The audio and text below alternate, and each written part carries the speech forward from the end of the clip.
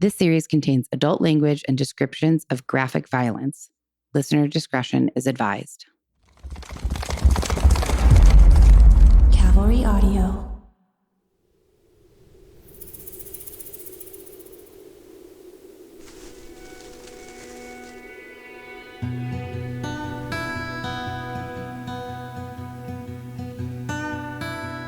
Welcome back to Death by Southwest, the podcast where each week I share a different grisly murder story unique to the American Southwest while my sister and co-host tries to piece together the clues and unravel the mystery behind each of these heinous crimes.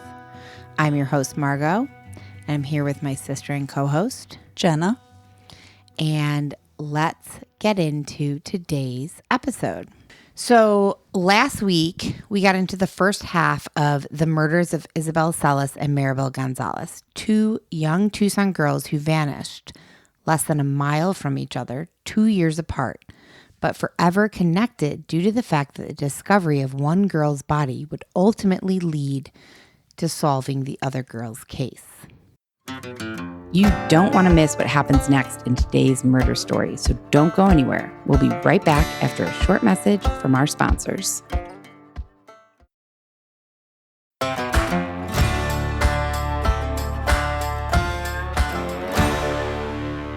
Just to kind of recap for people, we learned that the details surrounding Isabel's disappearance in 2012 were kind of as follows. Isabel's parents tucked her into her bed late on a Friday night in 2012. They assumed their daughter was safe and sound in bed in her own home, but they woke up to what felt like a living nightmare when they discovered that Isabel was nowhere to be found. And for 2 long years, even though the police followed up on countless leads, no one was officially ever named as a suspect. So at this point, So what are we in, 2014? Mm-hmm. We're about in 2014. And the police and the public still had their suspicions about Sergio.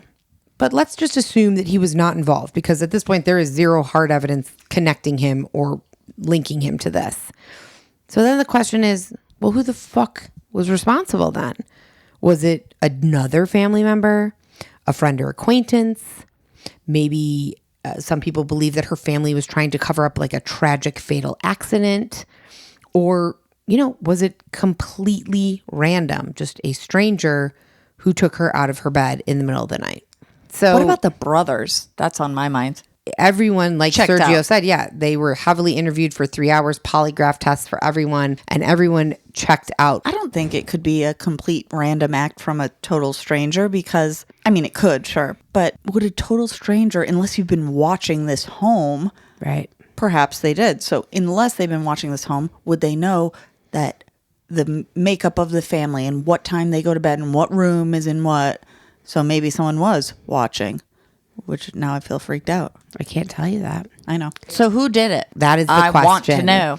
But before we answer that question, or try to answer that question, we're going to get to know the other girl that I mentioned in this story, who was a very, very important part of this story and deeply connected to Isabel. And her name is Maribel Gonzalez. So Maribel Gonzalez is 13 years old and lived with her mother, Valerie Kalanji, in an apartment complex on Tucson's east side, about a mile from Isabel Celis. And is this same time period? Yes. So Isabel went missing in 2012. Right. Okay. So we're going to flash forward for this story to 2014. Got it. So although the two girls didn't know each other, they seemingly were very similar in personality. Both were happy, energetic, lovable, and well-liked girls who happened to be very close with their families. They would also, sadly, both share the same tragic fate. And for the Gonzalez family, 2014 would prove to be a year full of tragedy, with the first happening on New Year's Day, when Valerie, Maribel's mom, was the victim of a brutal and intentional hit and run that left her in life-threatening condition and left 2 others dead, including her boyfriend. So according to the Arizona Daily Star, at 3:45 a.m. on January 1st, 2014, Valerie was a passenger in Patrick Balbastro's car, who was assumed to be her boyfriend. And the two were driving through a Southside Tucson neighborhood when they witnessed a man assaulting a woman. They called 911 and then stopped the car and got out to try and intervene and break up the fight between this kind of unidentified male suspect and the woman who was later identified as Cindy Burnett, a 47-year-old Tucson woman. The unidentified man briefly fought with Patrick and Valerie before suddenly climbing into Patrick's vehicle and intentionally running over all three of them, Valerie, Patrick, and Cindy, the woman that he was initially assaulting. Wait, got into Patrick's car, and Yep. Patrick and Valerie and Cindy were outside of the car, Right. standing there or fighting or whatever they were doing. Yep. And Patrick said, "Let me rev this and go." No, this unidentified man. Or, I'm sorry, yes. Yeah. Okay. And ran over them? Multiple times. So, Patrick, Valerie stopped, got out, tried to help Cindy, who they Right. didn't know. Who was being And- assaulted by this unidentified individual. Right. And so they were trying to help her, and the unidentified male was like fighting them off and physically fighting with them. And then all of a sudden he kind of like got up, ran away from the fight, got into Patrick's car, and ran over all three of them, who were kind of standing there shocked, like, what's happening, multiple times. Wow. Yeah. And he quickly fled the scene in Patrick's car after running them over, and then abandoned it after smashing into a tree near East Sunland Vista and South Campbell Avenue. Tucson Police Sergeant Chris Widmer described the aggressive attack, saying that the suspect used the vehicle as a weapon to strike all three victims multiple times. Cindy was pronounced dead at the scene, and Patrick died due to his injuries after being transported to an area hospital. So aside from the suspect, who was now on the run, Valerie was the only survivor.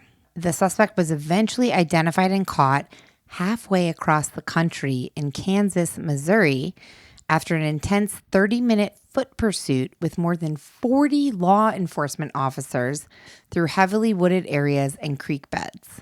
So I wonder if he took and drove and fled the Arizona with a car, or did he get on a flight and then land and then something?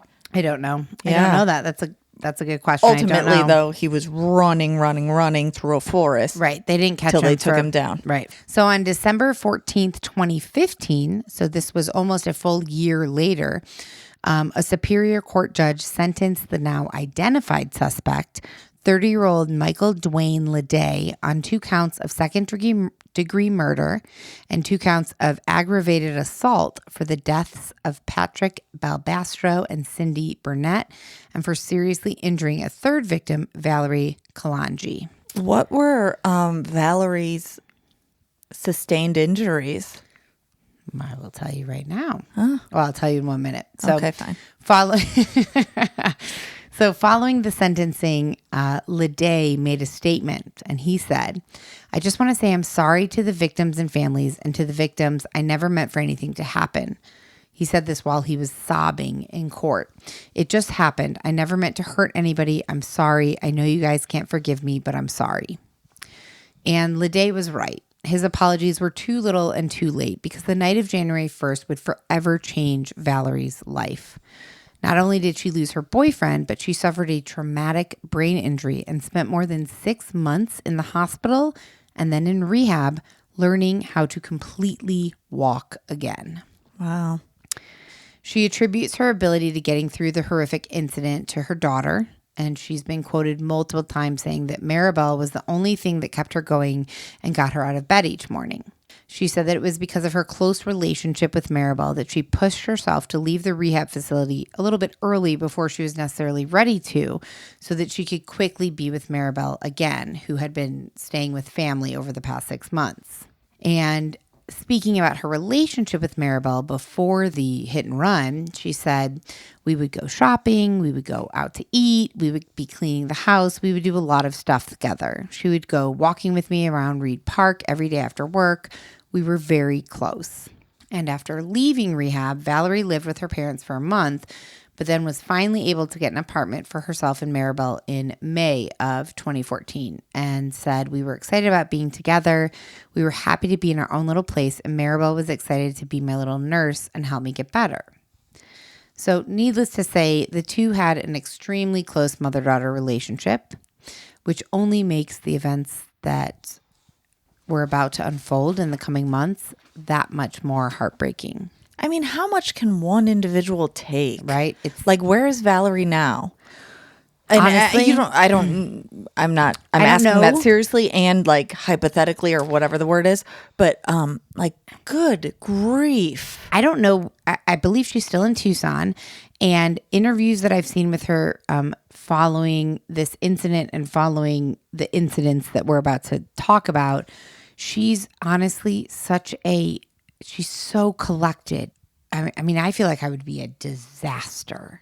And she is very obviously just heartbroken and pained so deeply, but she really seems, I don't know, to like keep it together fairly well, which is, I'm not quite sure how you do that after. I mean, this is a horrible tragedy for yourself. You lost your boyfriend, and then, without saying too much. Right. I don't know exactly what happened, but I know something happened with her daughter. Right. Yeah. So she's still living on this physical earth. Mm-hmm. Good for her. I mean, good for her. Good for her. Like, wow. So June 3rd, 2014 seemed like a normal day for Maribel and Valerie.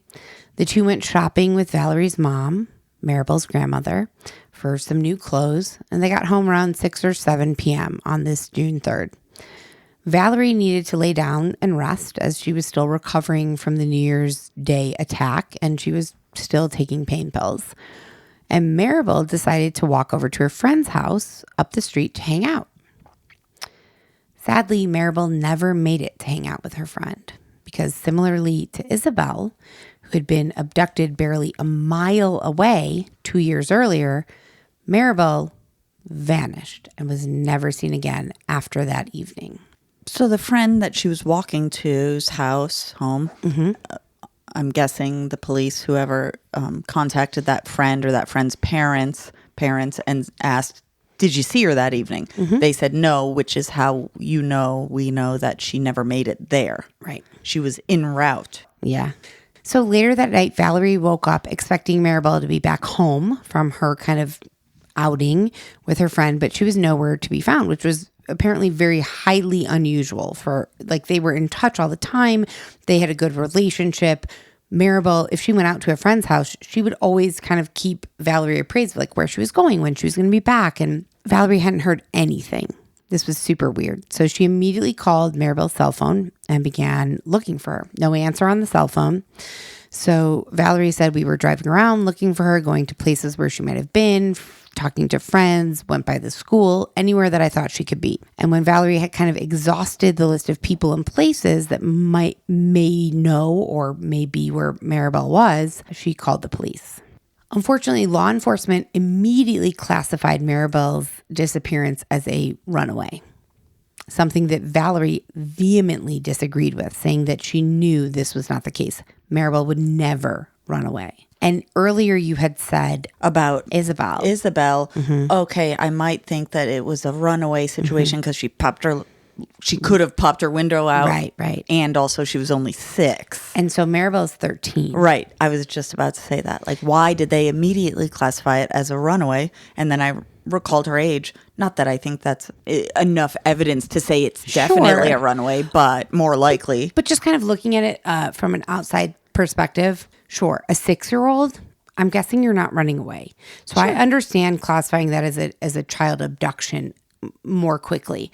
A 13-year-old, I do understand that maybe, because I remember myself as 13, and there were times when I was like, I'm going to run away and I'm going to walk away from this house and never come back. So I do understand that that's a potential thing. Right, but I don't understand the labeling it, immediately labeling it. Also, what you just said about Isabel, I understand why they wouldn't label it or even maybe consider a runaway.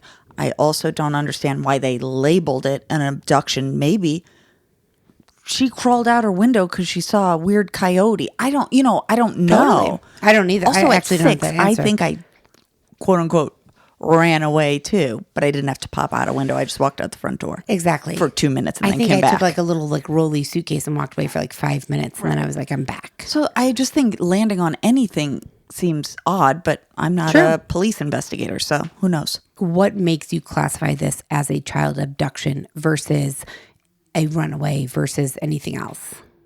It's on the lookup list. So, Valerie was very, very stringent on like, she did not run away. We have a great relationship. That would never happen. And on June 6th, 2014, so that is exactly 3 days after she went missing, her mom, Valerie, said that she was watching the local news when she heard that a body had been found in the desert. And Valerie said, quote, "We didn't know where she was. It was the nighttime, and I got home from looking for her that day. I put the news on and I see that they found a body. And then I saw the tattoo that they found on the body. And I didn't want to believe it was her. And apparently I read that she like just fell to the floor in hysterics because on the news they showed that the body that had been found had a small butterfly tattoo on the collarbone, which Maribel did. And At 13? yeah, I mean, I got my first tattoo at 13. That sounded a little judgmental. I'm not judging her. I'm just a little surprised because, yes, I know you got one early. I got one, I think, 16, 15. Mm-hmm. So it's not crazy, but also that's not Typical. common. Yeah, it's young. But it's also exactly that. You find a young girl's body who has a tattoo, a butterfly tattoo on her collarbone. There's not a lot of people who, Right. I'd imagine there's a lot of 30-year-olds who have a butterfly tattoo somewhere on their collarbone. There's probably not a lot of 13-year-olds who do. Easily identifiable. Also, after only 3 days, although it was June, so it's hot, but still, after 3 days, probably would have been able to identify her anyways. But okay, wow, awful. Terrible. She saw it on the news. It wasn't even like somebody called her or alerted her to this. She saw it on, she is spending every single day looking for her daughter and then comes home, puts on the news and sees that they found a body that has the same exact tattoo as her daughter has. It just absolutely awful. And so everything I read said she like fell to the floor. She called her parents and said, I think they found Maribel's body. So according to police reports, 3 days after her disappearance, a woman spotted drag marks, like it looked like a body being dragged, I guess, through the sand. So drag marks leading to where authorities actually recovered the body. Maribel's body was found in a desert area near Trico Road and Avra Valley Road, nearly 35 miles away from her home. She knew it. I don't think she needed confirmation. That's what I was going to ask. You kind of skipped 3 days forward or a couple days forward. Yeah. Like, okay, did they not contact Victoria because the news people are that good? The news reporters are that good? They were the first on the scene and they just put that report up, that whatever evening Maribel. news. I don't know. Well, no, but Valerie's her mom. So did they not contact Valerie right away when they found the body? I guess not, because they didn't. They had to do like a whole DNA profile and make sure. Even though they must have known it was her, because Valerie, I imagine police investigators or officers ask, like, are there any identifying things, tattoos, piercings, what color hair, all of that. Yeah, it feels like a step was missed there. And again, this is maybe I missed a step in my research, but if not, then it feels like a step is missed that Valerie found out on the news about this and not that they kept it under wraps and came to her and said, hey, this could be your daughter. Do you think this would be her? You know what I mean? I agree with you. I don't feel like necessarily you missed a step. I have no idea. I just feel like there's that disconnect of like, maybe they have to go through a certain process before they can say this is definitely that person. And maybe they can't say like, we think this is your person. That's true. So the Pima County Medical Examiner ruled that her cause of death was homicide by unspecified means, which actually today that's not. So this was in 2014, and today that's not what you're allowed to say anymore. And I only know that because I've started listening to another true crime podcast called Undetermined. And the whole premise of that podcast is it's deaths where the cause of death was ruled as undetermined. So it used to be called by homicide by unspecified means, and now it's just called undetermined. Okay. So the medical examiner said the circumstances are suspicious and show evidence that there was an attempt to conceal the body because Maribel was found with no clothing and no shoes.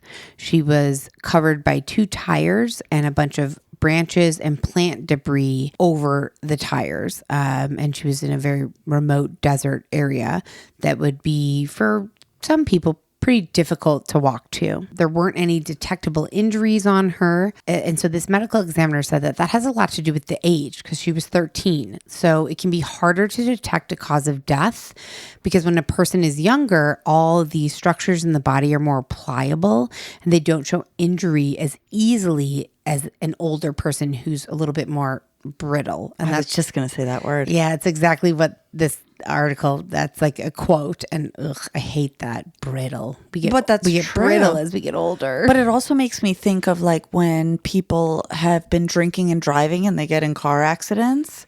They're more pliable. And it's probably not the same thing. Obviously, you don't go back in age, but there's some connection there, I think. Yeah, you're more relaxed. Yeah, certainly. So yeah, of course. How far, and this may be on the lookup list if you don't know, how far off the intersection or freeway? I don't. That's okay. Mark showed me this area on a map yesterday because he was saying it'd be interesting to talk about the area or for us to go there. It's in a similar area to where people that he's close with live. And it is more remote. There are less actual paved roads. It's much more kind of like rocky desert. Yeah, it's just desert area. But I don't know exactly. But I do have a map that I will post of where Maribel's home was and then where her body was found. And again, 35 miles. I mean, that is a long way. And I get it was her body, or the person who did this to her took her outside of city limits of Tucson. But even like within city limits, 4 miles doesn't sound far. It's kind of far though within Tucson. Yeah, within Tucson. And so 35 miles is we're away. Getting to like past Marana or something. Yeah. We're getting way out there. It's out there in the desert. So, well, I have a question. Sorry. Yeah. So, okay, I hear she was naked, no shoes, nothing, covered by 2 large tires. Of course, I want to ask what kind of tires. That doesn't matter. Don't know. Twigs and all this, but no visible injuries, like no stab wounds, no gunshots, no. What's this called? Strangulation. Strangulation. So interestingly enough, strangulation was a possibility, is what the medical examiner said. But because of her age and because of her age, her body's ability to kind of, this is the wrong term, but kind of bounce back. She didn't bruise. Right. And so it was never, her cause of death was never determined. The medical examiner said it could be suffocation or strangulation, but she cannot determine it. And there was no stab wounds, no gunshot wounds. Did they do an autopsy? Yeah. Undetermined. Dehydration? I know that's random. That's an interesting thought, but no, that was never said. So while only 3 days spanned between Maribel's disappearance and the discovery of her body, it would take years before her family would get the answers they so desperately wanted regarding who was responsible for her death. And strangely, it would be Isabel Celis' case that would help get Maribel's family the answers they were so desperately looking for. Don't miss what happens next in today's episode. We'll be right back after a short message from our sponsors.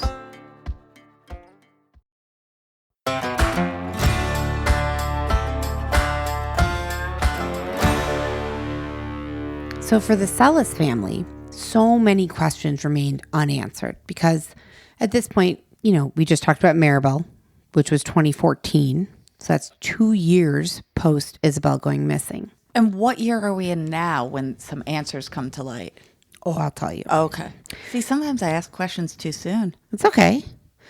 It's good to ask questions. My brain's working. Yeah. So there was tons of questions still for the Celis family, including Was Isabel dead or alive? Because no one knows at this point. We're going to flash forward a little bit to 5 years after Isabel goes missing, which is 2017. Yes. And for those 5 long years, investigators worked tirelessly to solve Isabel's case, following up on any leads they received. And they received tons of leads. A lot of the tips seemed very plausible and believable, with reports of people seeing a girl who looked like Isabel in a man's car on the freeway or walking in a park. And while none of these tips actually ever panned out to much, most of these tipsters seemed to be genuinely concerned and believed that they had seen her and they were going to be able to help by calling this tip in. And on July 23rd, this tip came in. 911. Hello? Hello, can I help you? He's coming. What? He's coming. What address are you at? You know what address you're at? 911, what is the emergency? It's Isabel. 911, what is your emergency? Isabel. What are you reporting? A kidnap. Do you have a police, fire, or medical emergency? A kidnap. What address are you at? East Old Spanish Trail. And are you reporting a kidnapping or have you been kidnapped? Me. Hello? Hello? This is 911. How may I help you? He's coming. Who's coming?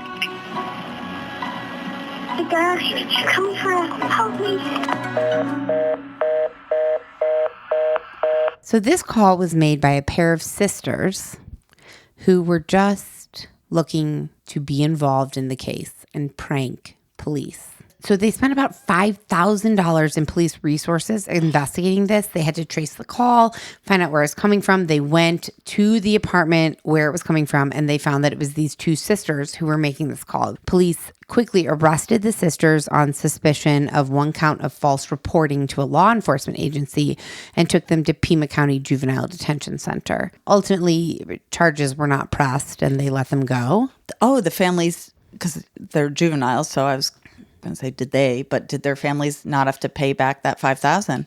I don't know. That's a great question for the lookup That would at list. least be something. They should have to. It's I get terrible thing. It is. Also, teenagers, did you ever prank anyone? I never pranked the police in something. I never pranked the police, period. I pranked calls when I was younger, but yeah, this is awful. This is, and quite frankly, it was so realistic. When I heard that, when I was researching this and heard that, I was like, I would be hard pressed to not believe that this was real. Well, the police did. So yeah. So sad. So sad. I bet they learned and grew and never made a prank call again. Yeah.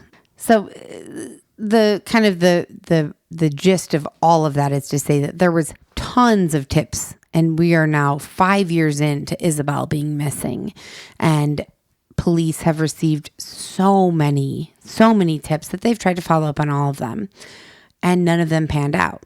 But finally, in February of 2017, the FBI received a somewhat promising lead.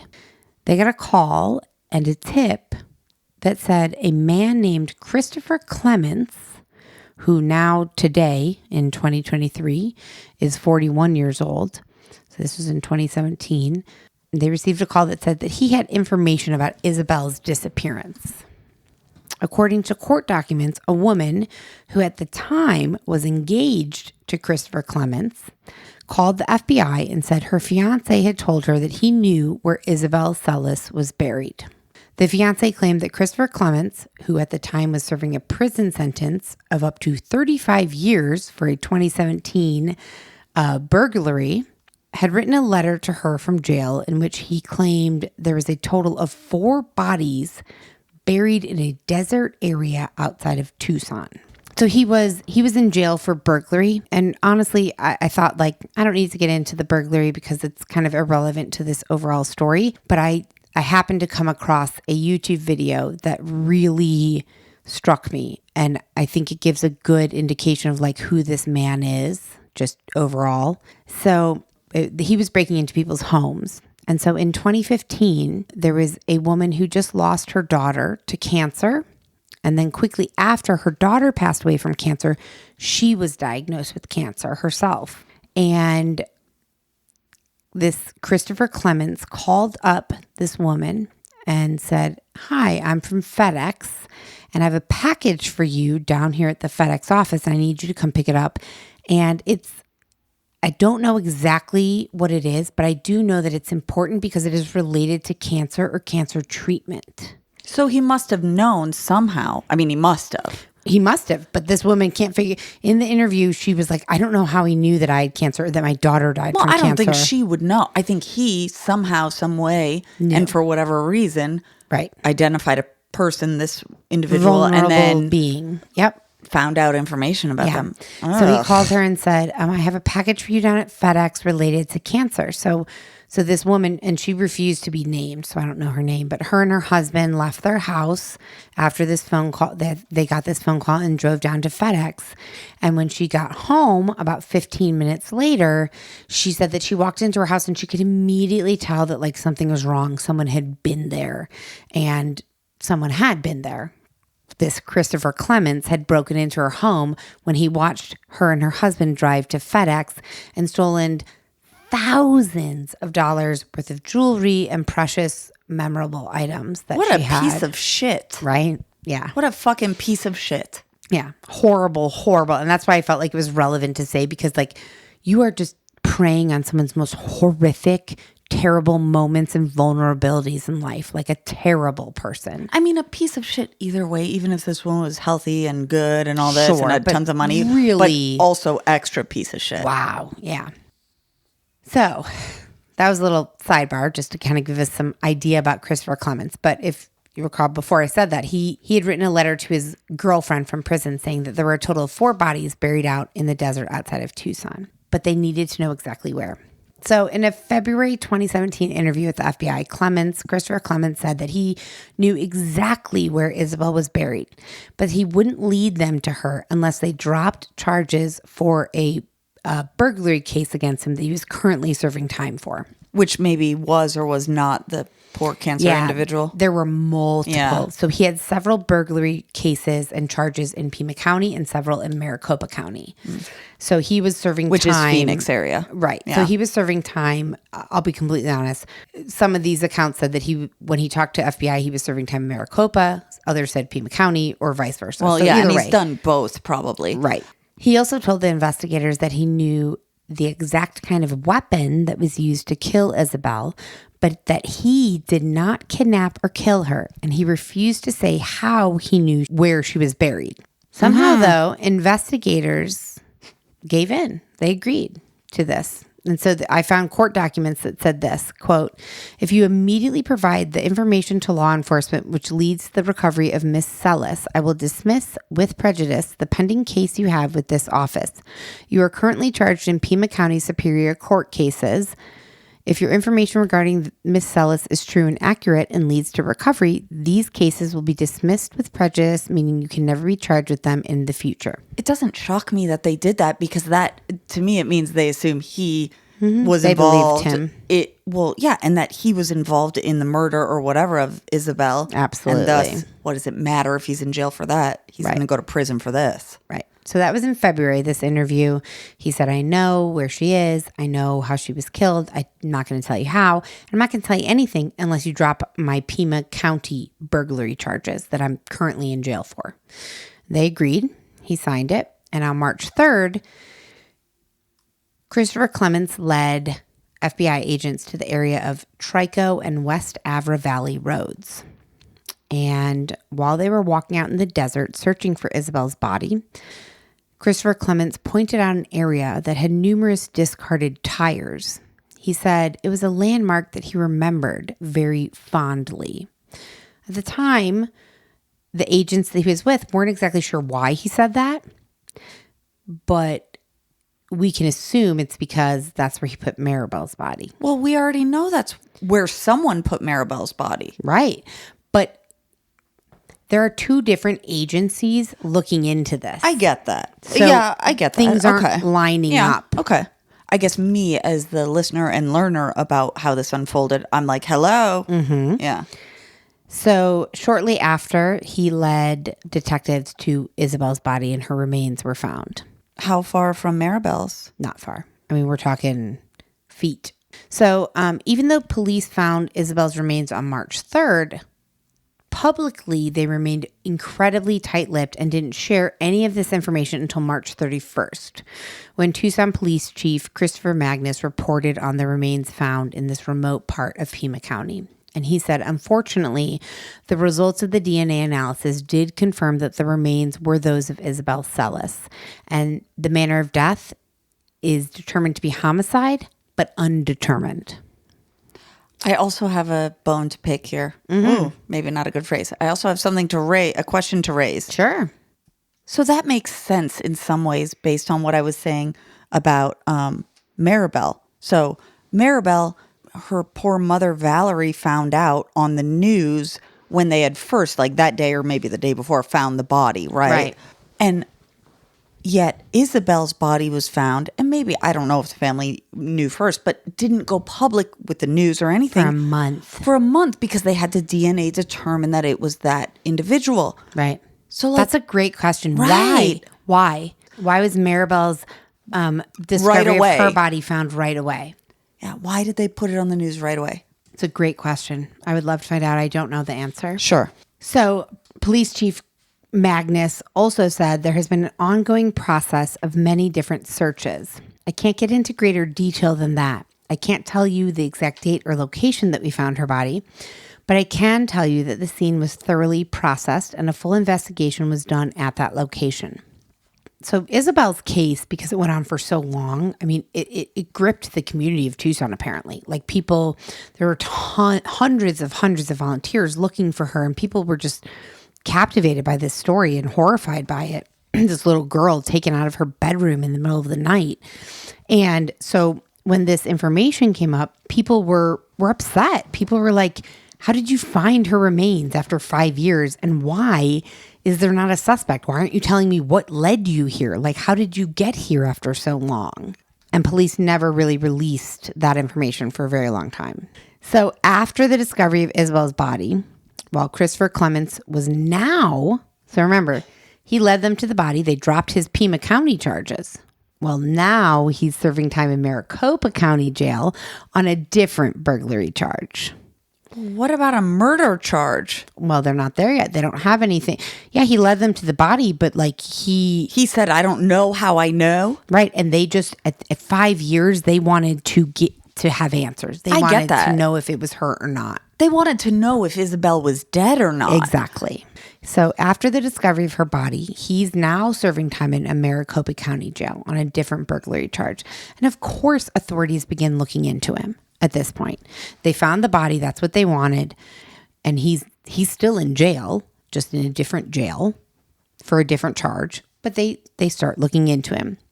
And they discover that he has an incredibly long criminal history going all the way back to when he was just a child.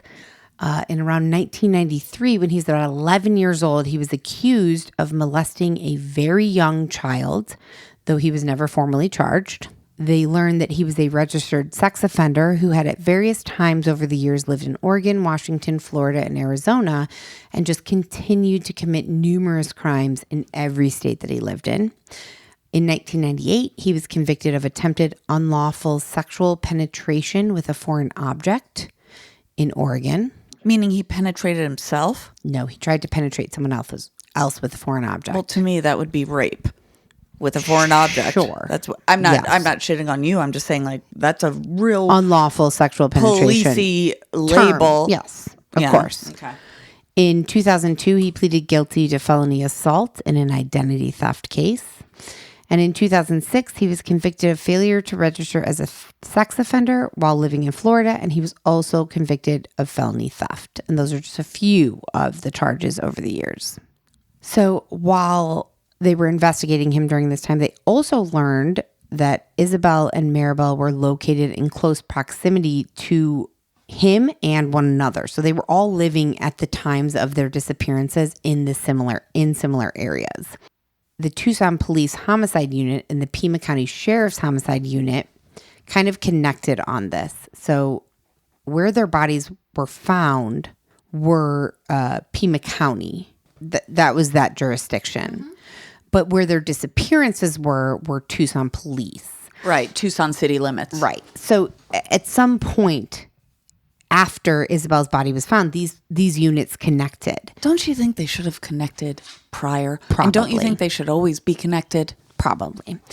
Either way, they connected and they began attacking these two cases together when they realized that where their bodies were found were very close proximity, where they were taken from was close proximity. So they brought Clements in for another interview, asking him and looking for ways to connect him to both of these girls' disappearances. They started asking him about Maribel. At this point, they only knew that he knew about Isabel because he led them to her body. Right. Right. They also know Maribel was found close. And in a similar fashion under tires. Absolutely. So they started asking him about Maribel. And he said, quote, "Let me tell you this. There's a story that I know. And there's a correlation with, well, I guess you can say with what I've helped you with thus far. But that would cost you guys a hell of a lot more than what you'd be willing to pay." Police are like, okay, what does that mean? Basically, they said, like, we need to get a DNA sample from this guy.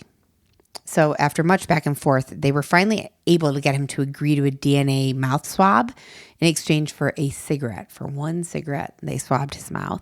They could have just given him a cigarette and then taken the butt and gotten DNA, no? That's true. Probably. Also, he was in jail for whatever. Like, I get this. They have to go, perhaps, although I don't actually believe this, always go about it lawfully or above the law.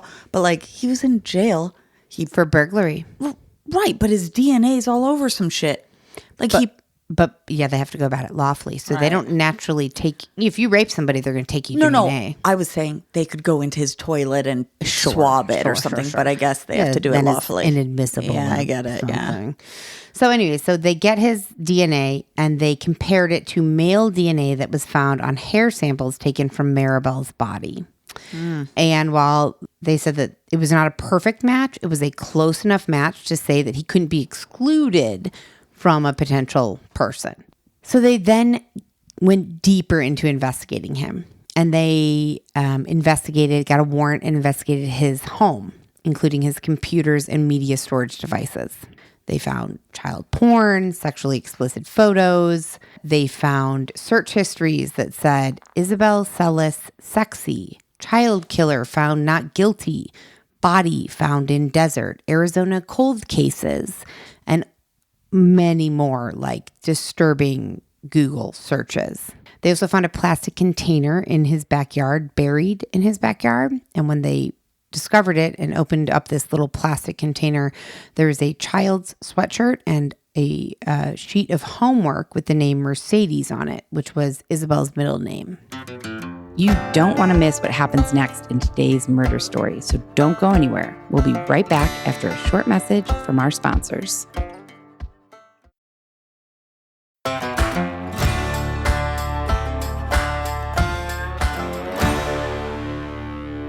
And then they got a warrant, based on all of this, they got a warrant to search his jail cell at the Maricopa County Jail. And they found a sheet of paper in his jail cell with the name of an inmate in Pima County. So he's in Maricopa County. Right. And so they went to this inmate and they were like, we found your name on Christopher Clements' jail cell. Why? What was on the paper? This inmate's name. Just the name? Just the name. Oh, okay. And so they found him in Pima County. They said, like, why is your name here? Talk to me. The inmate identified Christopher Clements from a photograph they showed him and said, yeah, I knew him. We were in jail in Pima County together. And he often talked to me about Isabel Celis. He told me that there was damning evidence in the trunk of his car and that he had to get it back. He also told me that Isabel was strangled and chemicals were poured over her body, and that I never planned for her to survive the attack. I always planned for her to die from the kidnapping. He also said that Christopher Clement showed him photos that he had hidden in his Bible that were of the Celis home. I have so many thoughts, so I'm going to try and be concise. One, Okay. Do they not check the books and open up each pages? Doesn't matter. I don't know enough about jail to know. He poured chemicals over her body and thought she would die. So does that mean she survived for a period of time after he did something? No. So what does that mean? I haven't gotten there yet. I mean, that's just what this is another Right. inmate is kind of alleging. Right. That this is what he told me. And he... they never determined if that was true. Her manner of death, Isabel's manner of death, and Maribel's were both the same, undetermined. That is, Isabel's body was too decomposed to really determine anything. Sure. Maribel's body didn't have enough anything on it. There was that is maddening, and Yeah. and not maddening for me, but I guess I don't know. Is it helpful to know how? Yeah, to some extent. maybe. Okay, go on. Okay. So throughout this investigation into Christopher Clements, after they found Isabel's body, he's sitting in Maricopa County Jail. They're going through his home, his jail cell, talking to everyone. And they obviously obtained various pieces of additional information, evidence, which I just kind of expressed. Based on this new evidence and information, in conjunction with the details and evidence from initial investigations, back in 2012 and 2014, this was all presented to the Pima County Attorney's Office and then the Pima County Grand Jury. And so finally, on Friday, September 14th, 2018, Christopher Clements was arrested and indicted on 22 felony counts, including 2 counts each of first-degree murder and kidnapping in the deaths of 6-year-old Isabel Celis and 13-year-old Maribel Gonzalez. Authorities refused to specifically say what prompted Clements' arrest, but said that based on the information he provided in 2017 that led to the discovery of Isabel's body, plus all of the other things they gathered through investigations, that's why he was arrested. Which, no shit. Are you kidding? Well, duh. Right? Duh. I've known that since he said, if you get me off this, I'll show you this. Right. What I've learned is that they need some more hard evidence sometimes. And you haven't shared that yet, or it wasn't shared. And also, apparently, the police didn't share it. Maybe they were just like, fuck it, we're going to go above the law here because we know this motherfucker did it. Yep. Well, they're quite honestly, this might be spoiler alert, but we're coming to the end here. And I'm going to say that there was no, aside from that, the DNA, his DNA compared with the DNA found close on Maribel's body was close. Isabel's body, I believe, was too decomposed. There was no, they could determine it was her from DNA, but there was no additional DNA that they can compare. No male hair samples. Right, exactly. There are a few more things that I'm going to get to right now, but to arrest him, all they had to do is first of all, he took them to Isabel's body. Well, I'm aware. I know. Come on. I don't know, but I knew pretty much he did it. Right. So go on. Okay. So the cases of both of them were something called severed, which means he would not be tried for both of them together. He's going to be tried on 2 separate trials, one for each of their murders. He pleaded not guilty to all charges on both trials. His murder trial for Maribel began in September 2022. Oh, recent. Mm-hmm. God, what happened in those 4 or 5 years? Gosh. He was in jail. Well, he was still in jail for burglary while they were preparing all of this. I guess, they just needed time. So his trial started, it kept getting pushed back, COVID, this, the other thing. But it started in September 22 for Maribel. And Maribel's mother and Christopher Clements' former fiance took the stand during this trial. Maribel's mother gave a tearful testimony, of course, talking about her last day and just how terrible it was. And then Melissa Stark, a former girlfriend of Christopher's, took the stand, and fiance. And she told the prosecution that she had met Christopher at Park Place Mall when he came into a store that she was working at. And they started dating around June 2012, and they moved in together mid-2013. In May of 2014, she gave birth to their son. And they were no longer in a relationship, but they continued living together for the sake of their son. Wow. And then, so that was May. In June, so she's just newly has a baby. Mm-hmm. They, June 3rd, 2014, Oof. the day Maribel went missing, they had a huge argument. She accused Christopher of being interested in one of her friends because he had cheated on her several times before. So they had a huge argument. Christopher left their home, which was located several blocks from where Maribel lived. And On the east side?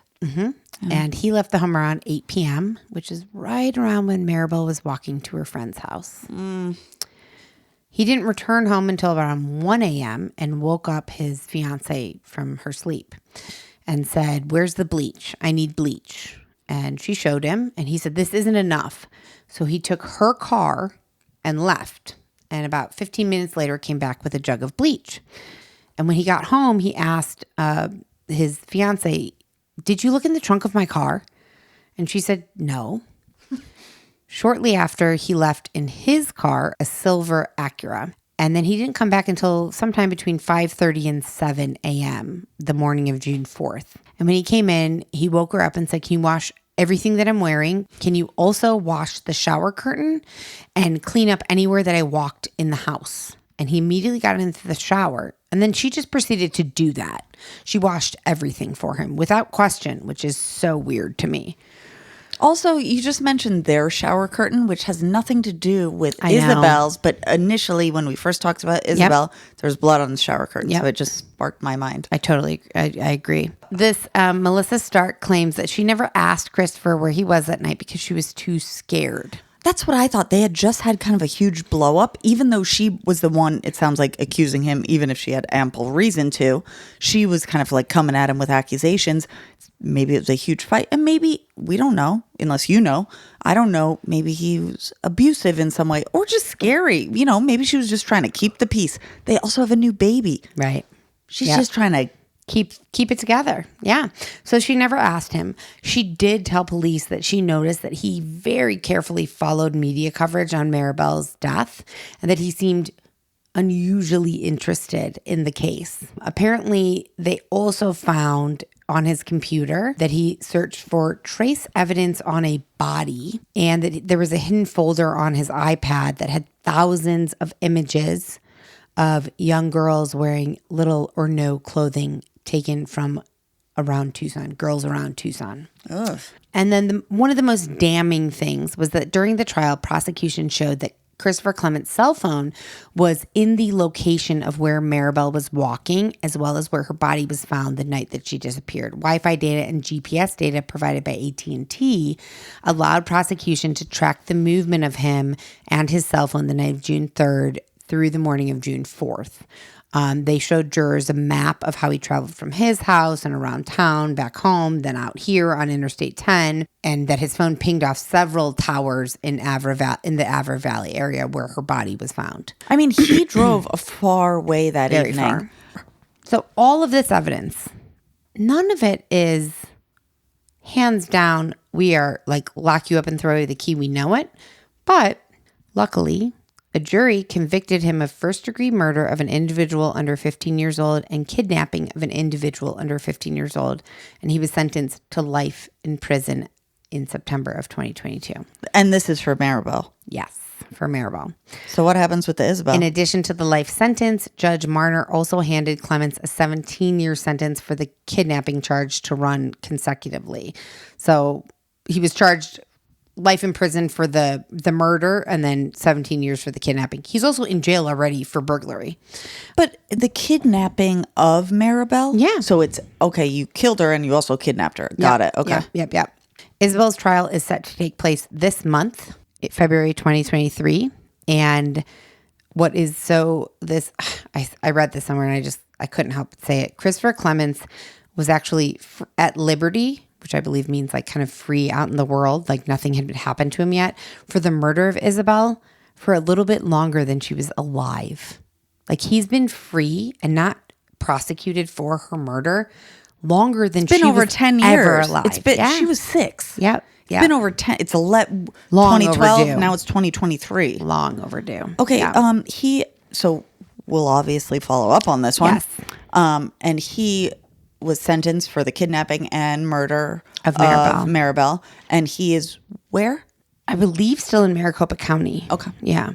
Really interesting that these two were so interconnected and they never knew each other and they lived so close to each other. And I mean, Maribel was found so quickly, but her family waited forever to know who did it and didn't find out who did it until this man took police to Isabel's body, who had been kidnapped and murdered so much earlier than Maribel, but that helped determine that he also killed Maribel. I mean, they're just so intertwined. Well, whoever the person is that called 911 or the police or whoever that found the drag marks.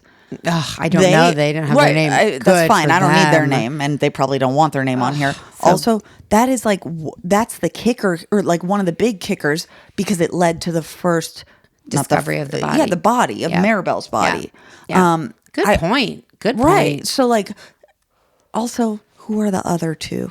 Because he said 4 bodies. Yeah, we don't know that. That's awful. Yeah. Terrible. So I feel like this is one that's kind of like, it's somewhat solved, but you're right. There are still 2 other bodies that in anything that I found, there's nothing that they have not accounted for those bodies. And maybe they didn't find them. And maybe he didn't kill 2 other individuals. Maybe he's a friggin', I don't know. He wanted to fluff his own feathers and act like he did more than he did. Probably not true, but. I did see a lot of interviews where people said, I think this man has killed a lot more people. So I do too. Although I have no idea, but that's my instinct. Yeah, mine too. And we'll obviously follow up on this because this is, I think her, Isabel's, Christopher's trial for Isabel was supposed to start February 3rd, which was yesterday. I don't believe that it did. It does keep getting delayed. So we will keep tabs on that and do a follow-up. Both of these were incredibly sad cases. Our thoughts go out to both of the families. There actually was something called the Isabel Celis Foundation that was established in her memory with the goal of helping other families of missing children. So we will post the link to that in the show notes. As always, thank you for listening, and good night and good luck. We'll see you guys soon. Bye-bye. Bye. And if you want to see pictures of the victims, the murderers, and any additional related images, head over to our Instagram right now. Our handle across all social media platforms is death, then the letter X, and then Southwest spelled out. So DEATHX SOUTHWEST. Death X Southwest. Death by Southwest is a Cavalry audio production. Hosted by Jenna Schneider and Margot Carmichael. Produced by Margot Carmichael. Associate produced by Jenna Schneider. Executive produced by Dana Brunetti and Keegan Rosenberger. Audio editing and sound design by Revision Sound. Music by Soundstripe. And a special thanks to Edward R. Murrow for letting us borrow his famous sign-off phrase, good night and good luck.